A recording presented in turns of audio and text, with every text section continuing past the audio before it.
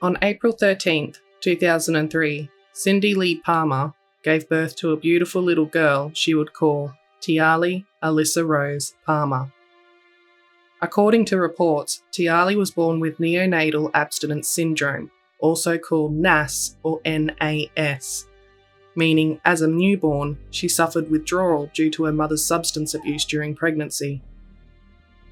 It didn't take long before reports were filed due to domestic violence and welfare concerns for little Tiahleigh.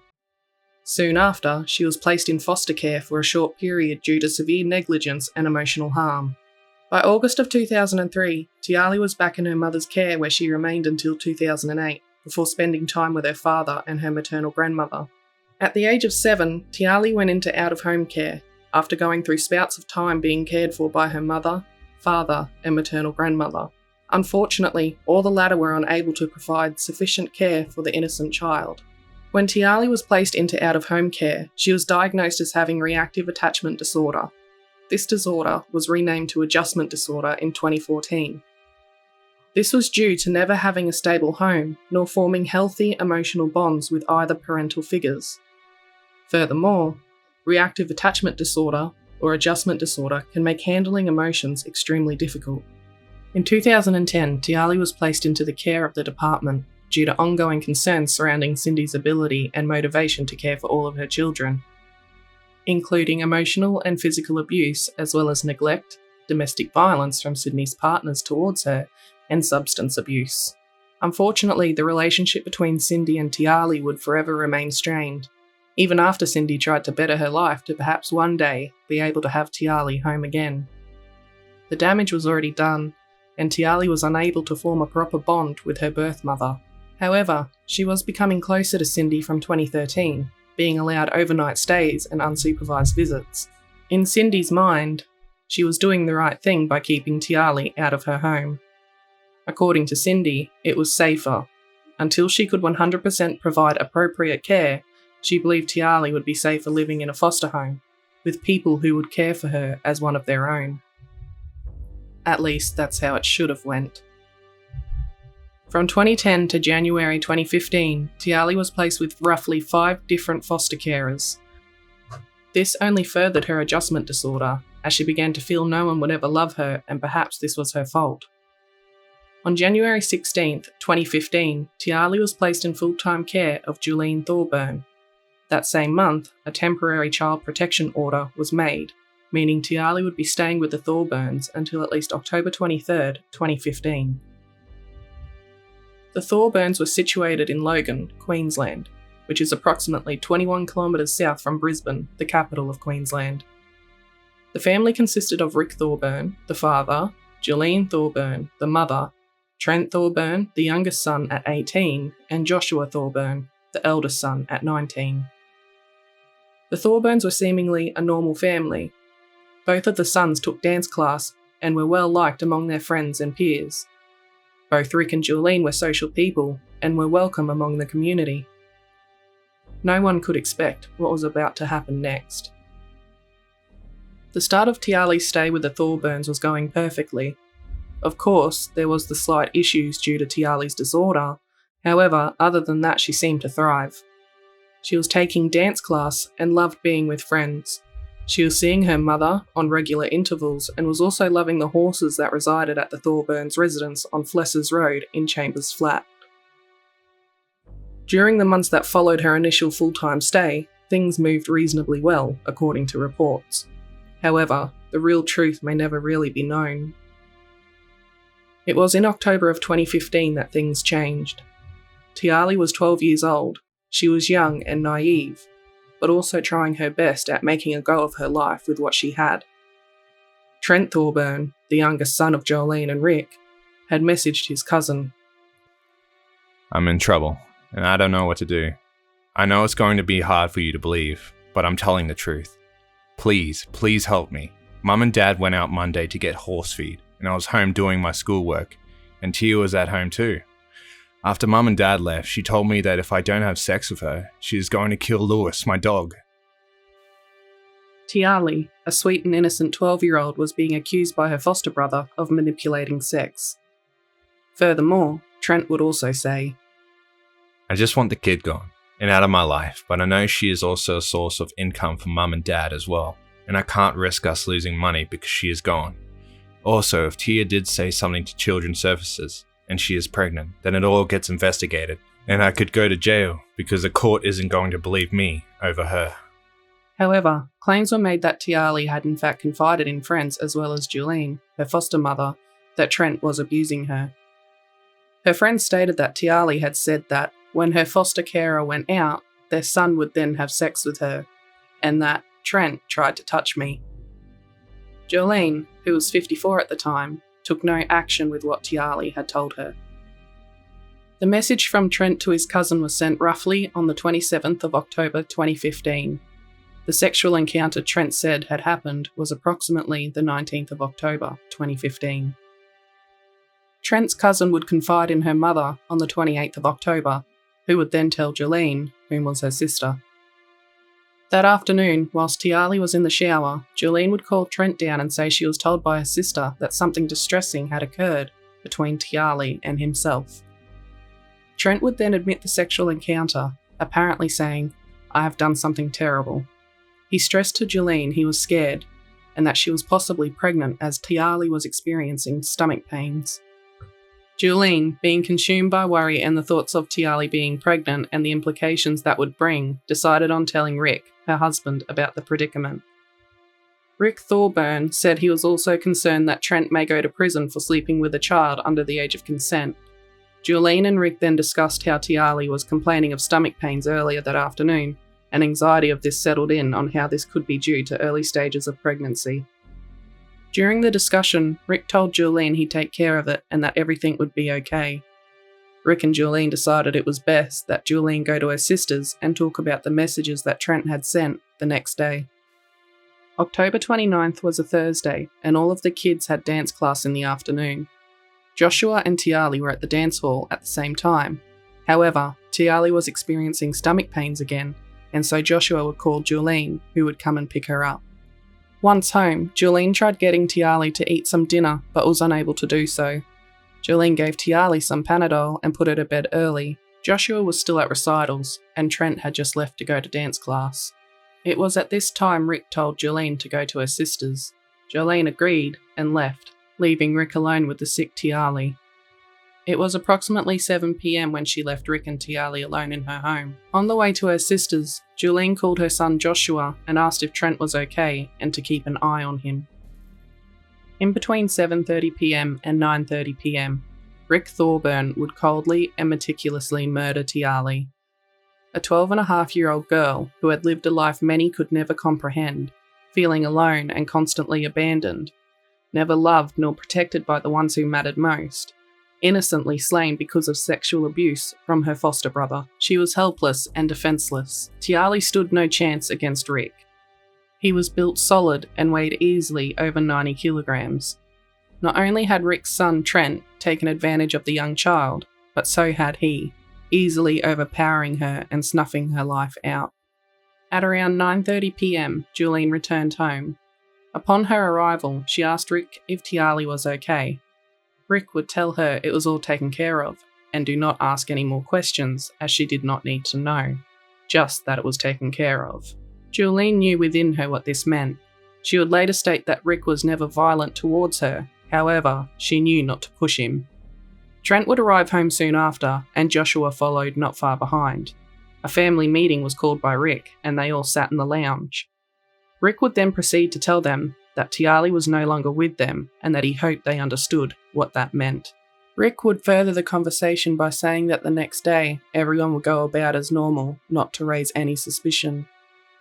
They were to protect Trent the best they could, and to start with they all needed to create a story, an alibi. Rick said they need to agree that Tiahleigh went to school the following morning. He told them that none of them had seen Tiahleigh that night. Rick then said he had hidden her body and that he would dispose of it the next night. Rick told his sons not to come home after class, so that he could do this without them being home. From that night, Tiahleigh's room was out of bounds. Even when Jolene went to go inside, Rick stopped her abruptly, telling her don't go in there and don't ask questions. At 5:30 a.m. the next morning, Friday the 29th of October, Jolene snuck a quick glance inside but seen that Tiahleigh was not in there, and her room was also messy. Rick and Joshua were at the gym, and Jolene had stated that she knew she could have contacted the police at this stage. However, she did not. As Jolene ran a home daycare, the children were due to arrive from 8 a.m, so she cleaned the house and went about her day like normal. She would later state that she was trying to put on a brave face to everyone, and that she had to tell lies to everyone. At around lunchtime, Rick received news that Tiahleigh wasn't at school. Rick would feign concern and stated he would contact the police as he had dropped her off, and she should be there. To keep the appearance of a concerned foster father, Rick did contact the police, and even helped look for her with them, continuing the false concern appearance. During the afternoon of Friday 30th, Jolene contacted the senior team leader of the foster care system and alerted them that Tiahleigh had not gone to school even though she was dropped off by Rick. Unfortunately, it is from here that the foster care system also failed Tiahleigh. The STL did not make a case note or refer the issue to the Child Safety After Hours Service Centre as they should have. Furthermore, Tiahleigh's child safety officer was on leave for the week, so did not see the email that was sent to her, advising her that Tiahleigh was missing. The STL would leave work that day, not following up on the phone call. According to the STL, she just simply thought Tiahleigh needed a few hours away from home, and had gone to a friend's house and would in turn be found by the start of the weekend. Furthermore, on Monday when the STL would return to work and hear that Tiahleigh was still missing, she felt uneasy. It wasn't until Tuesday, the 3rd of November, that the STL would submit a critical incident report, a whole 4 days after the first notification of the incident, due to the manager saying to hold off on completing until they, the manager and the STL, could chat more about it. The STL then contacted Queensland Police Service and asked them to prioritise the matter.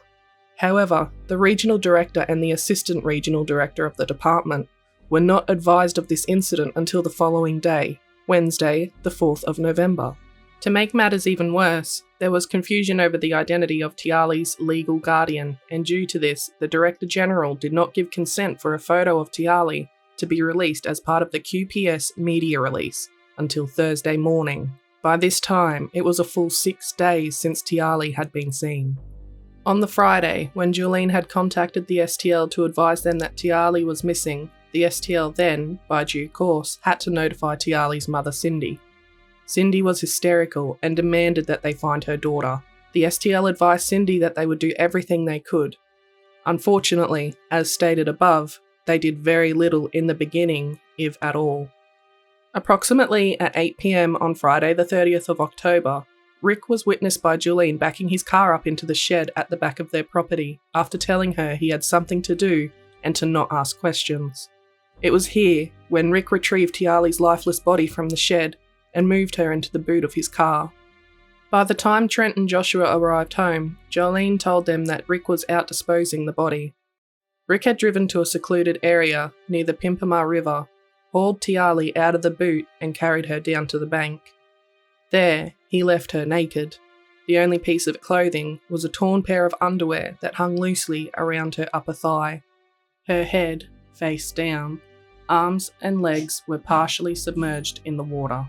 Rick Thorburn treated Tiahleigh's lifeless body with no dignity, nor did he seem to show any compassion or remorse for what he had done the night before, or for what he had just done. At around 11 p.m, Rick returned home covered in mud. He simply stated, "It's done." Unfortunately, later that evening around 5 p.m. on the 5th of November, 2 fishermen fishing in the Pimpama River stumbled across Tiahleigh's body. Police were immediately notified and a crime scene was quickly established with forensic and scientific officers going through the area looking for any clues. It did not take long before media heard and there was a murmur among locals of who it could be. At first, the identity of the body was unknown, including the sex of the deceased, due to the severe decomposition that had taken place. All Detective Superintendent David Hutchinson could say, in a press conference, was that the body was that of a teenage girl, aged between 12 to 18, and had dark hair and had died roughly 7 days prior. Furthermore, the police at the time did not know if it was a suicide, accident, or murder that had taken place. Hutchinson also said identifying the deceased was difficult due to decomposition. He further said that due to the state of the body, we can't determine length of hair. We also can't talk about build because of the state of the body. She was naked apart from a pair of underwear that was partially pulled down. She was decomposed, so identification was trouble. Detective Hutchinson also mentioned that the disappearance of a 12-year-old Logan girl was being considered as the victim, and that the police officers were talking to family and friends to try and gather as much information as possible. He further pleaded with the public for any help, asking for any eyewitnesses to come forward if they had seen anything untoward in the past few weeks.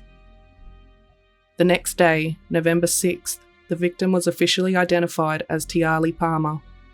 A news article that was published from the ABC News the same day stated, "Police have formally identified a body found on the northern Gold Coast on Thursday as missing 12-year-old schoolgirl Tiahleigh Palmer. Tiahleigh, from Logan City, had not been seen since leaving her Marsden school last Friday. Her remains were found on the banks of the Pimpama River, about 40 metres north of the bridge near Kirkin Road North, by fishermen just after 5 p.m. on Thursday. After the formal identification was made, police were on the hunt to find her school uniform and backpack, as they believed Tiahleigh to have been murdered, and the facts that they had been told from Jolene, Rick, and their sons was the same all round. Rick took Tiahleigh to Marsden School in the morning and did not see her since. Thus, police were looking for a possible murderer who may have taken her from school.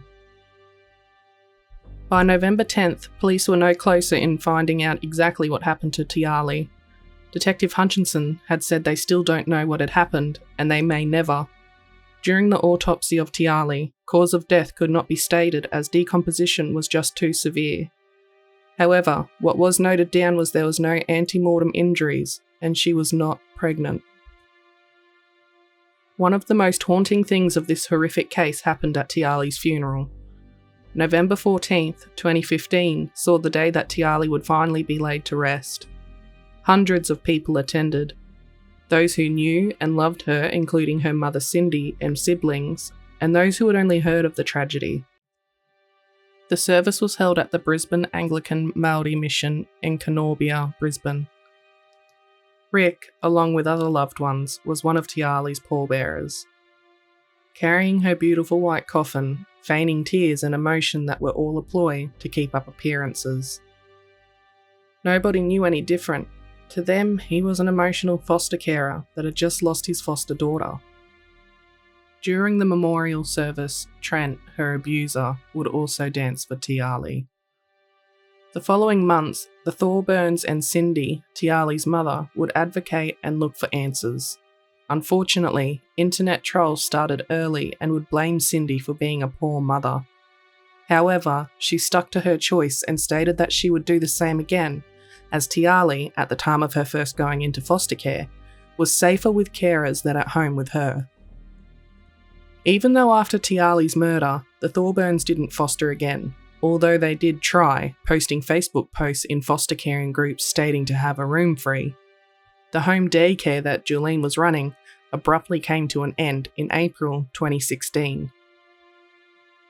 It was reported to the state's education and child safety departments that Rick was facing serious charges, 13 in total, for charges unrelated to Tiahleigh. These charges would be brought before the court in 2018. In May of 2016, Rick was charged with 13 offences in relation to 2 girls who attended the family daycare operated by Jolene. At the time, the girls were aged 4 and 11. They had started daycare at the Thorburns residence after the July school holidays in 2015. Rick, even though not having authorisation to supervise the children, was left alone numerous times with them. After months of the offending occurring, the 4-year-old confided in her father on the 26th of April 2016. From this date is when Jolene's daycare licence was immediately cancelled.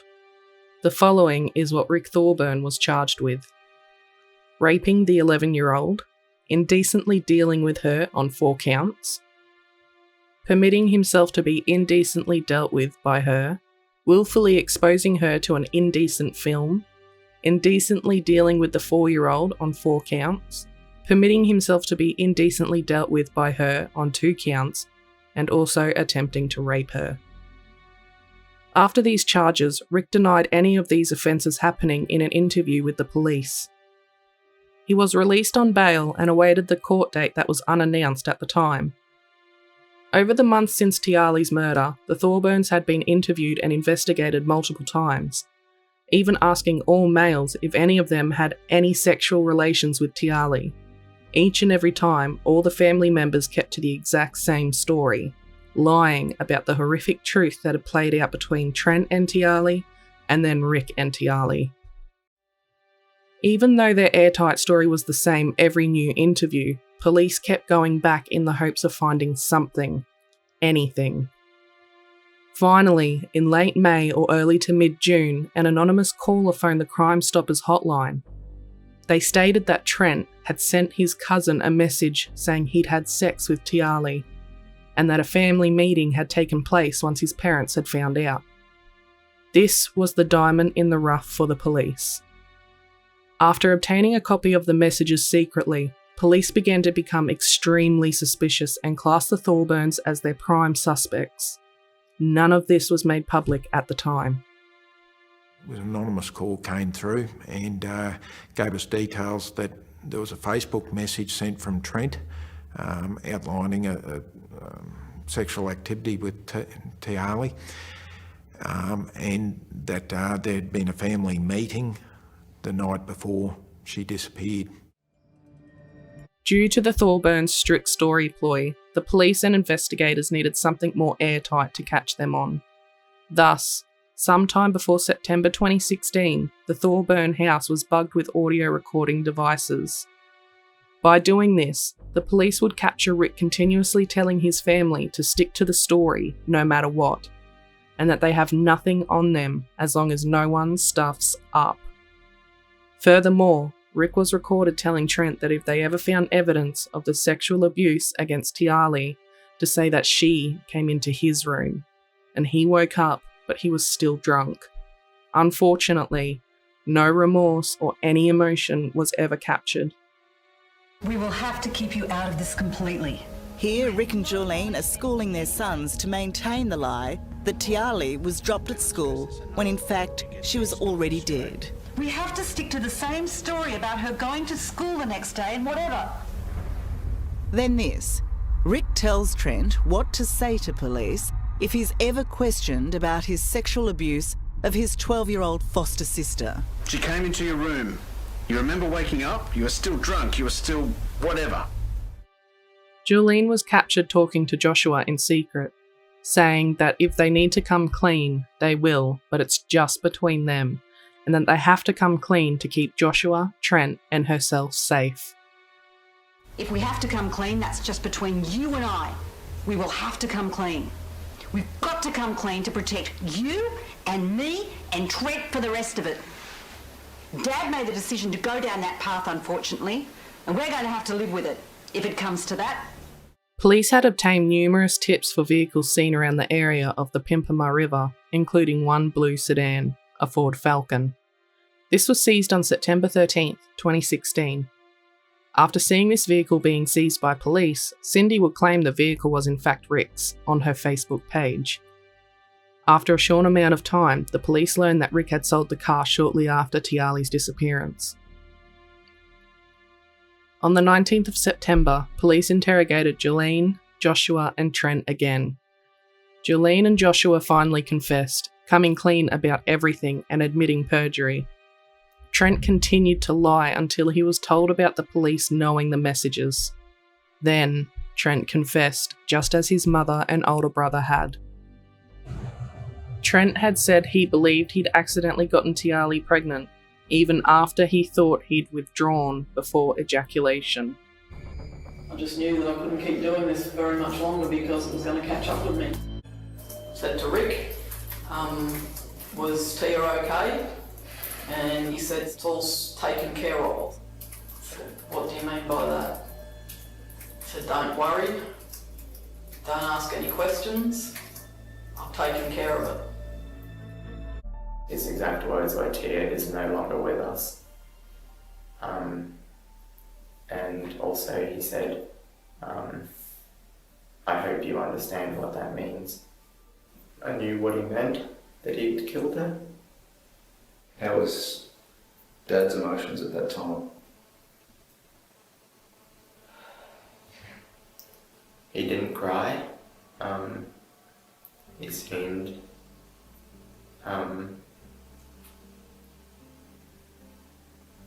He seemed quite assured and defensive of what he'd done and why he had done it. Obviously was to protect Trent. So Rick didn't mention to you before you went to Sharon's that he might take this path? No, absolutely not, no. Okay. Because I'm just thinking about the fact that he said that, you said that he was a bit worried about what might happen to Trent. Yeah. So we're going from that to killing her while you're out. Yeah. No, I would never have left the house if I thought that. I had no indication, no feeling that he would do something like that at all. During that discussion at home, did he discuss with you the intricacies of how she was killed? No. I still don't know what happened there. I just know that he did. That he did do it. And he said to us that it's best we don't know how it happened because the less we know, the less we can tell. It's more about protecting us, our family, our lifestyle and our upstanding in the community. So we had to keep it all secret. We had to pretend like we didn't know anything and pretend. When Tia's body was located, do you remember where you were? Yeah, I remember it coming on the news first thing in the morning and I was horrified. Just went to my gut straight away, just knew what it was. And I went into him, he was in bed, and I said, a body has been found in Pimpama River. I said, could it be it? He just said yes. Did you ever think about how Tia died? Or the circumstances around it? Yeah. I don't really want to know how she might have suffered or something. It's very upsetting. But no, I've no idea how she died. Do you know the area where Tia was found? No. Have you ever visited that area? No, I didn't know anything about it. No, that's fine. Did you have anything to do with the death of Tiahleigh Palmer? Absolutely not. All right. How was her demeanour that morning? She was on key. She was happy. It's really sprightly. And I was sort of pleased that she was happy that day. So I thought, we're going to have a good day. On September 20th, Rick was officially charged with murdering Tiahleigh on October 29th, 2015.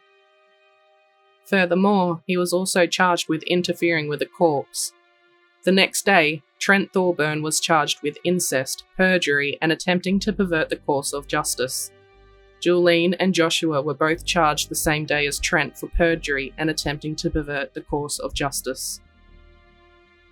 On the same day that the rest of his family was arrested and charged, Rick was meant to appear before the court for his first appearance. Instead, he had swallowed a heap of pills and collapsed whilst in custody. He was rushed to the hospital, had his stomach pumped, and fell into a coma.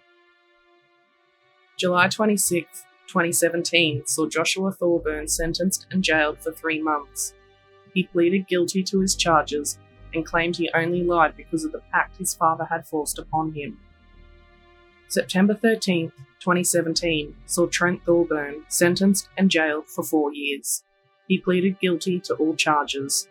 His prison sentence was suspended after serving 16 months for an operational period of 5 years. He was released from prison on the 20th of January 2018. November 2nd, 2017 saw Julene Thorburn sentenced and jailed for 18 months. She pleaded guilty to all her charges. May 25th, 2018 saw Rick Thorburn plead guilty to all charges. However, due to pleading guilty, this meant Rick would not have to come before a jury and have details of the crime exposed. This includes how he had murdered Tiahleigh. Rick was sentenced to life imprisonment for Tiahleigh's murder, as well as an extra 4 years for attempting to pervert the course of justice. The judge put the parole date at 2036. After the sentencing of Tiahleigh's murder, Rick was now required to face sentencing for the charges against the 2 other small girls he had abused. He entered a plea of guilty for all charges. Rick then tried to withdraw the pleas, stating he had amnesia and was pressured by his legal representatives. To further this, Julene backed his story, stating he couldn't even make phone calls as he couldn't remember how. However, Rick was captured multiple times in prison making phone calls to Julene, and thus his application to withdraw was rejected. On the 20th of November, Rick was sentenced to a head of 5 years imprisonment, with parole eligibility being the 12th of September 2038. During the inquest into Tiahleigh's murder, Rick produced a typed piece of paper that he had signed from when he had first been arrested. The following is a direct quote. "There has been much speculation about the cause of Tia's death. I was never given the opportunity in court to give an account of what has happened. On the night Tia died, we got into an argument. She was messing about and wouldn't go to bed. She was being stubborn, and it escalated to her running away again. She packed her bag and started off down the driveway. I tried to talk her around and get her to come back to the house and told her that she was being silly. I followed her down the driveway to the front gate, which was around 200 metres, and I decided I will bring her back to the house. I put my arm around her from behind and tried to walk her back, but she started struggling, and I had to hold her tighter. She started screaming at me and was swearing. I told her to stop because our neighbour is close to our driveway and it was very late. She got worse, so I put my hand over her mouth and kept going. When we got to the veranda, I let her go, and she fell to the ground. I picked her up and put her on the seat, and she fell to the side again. She didn't respond to me when I spoke to her. Her eyes were closed, and I didn't think she was breathing. I must have accidentally suffocated her with my hand over her mouth and holding her so tightly around the waist and tummy. I can't think what happened after this. I don't know if I tried to resuscitate her. I know that I am responsible for Tia's death, and it is something I struggle to live with. Sorry could never take everyone's pain, but I am truly very sorry." Rick Thorburn would state he had no memory of this account and only had the note he had typed to go on. This, according to Rick and Julene, was because of his so-called amnesia. However, Rick was then played a recording of a phone call he had with Julene on the 1st of June 2021. The following is a transcript of the relevant part. Furthermore, there is suspicion that Rick had also sexually abused Tiahleigh, and that upon hearing Trent had also become sexually involved with her, decided that he had to kill her, not just to protect Trent, but himself as well. Rick has denied this, and to this day, has not disclosed how Tiahleigh was murdered. Life's hard. Extremely hard every day. It doesn't get any easier.